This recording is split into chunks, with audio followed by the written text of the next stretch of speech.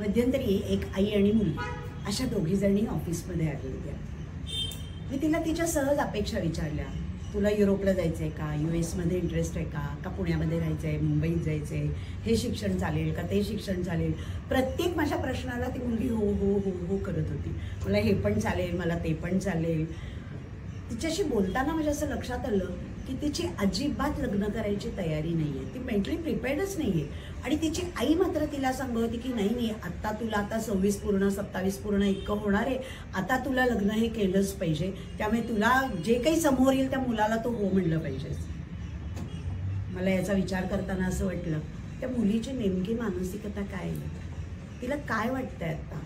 आणि याच्यासाठी तिचं लग्नासाठी जर तिची तयारीच नसेल तर आपल्याकडे अनुरूपमध्ये मॅरिटल रेडीनेस टेस्ट नावाची एक सुंदर टेस्ट आहे सायकोलॉजिकल. त्याच्यात ती दिली की त्याच्यातनं आपल्याला बरोबर कळतं की आपल्या लग्नाची तयारी आहे की नाही. जरूर त्याचा फायदा घ्यावा.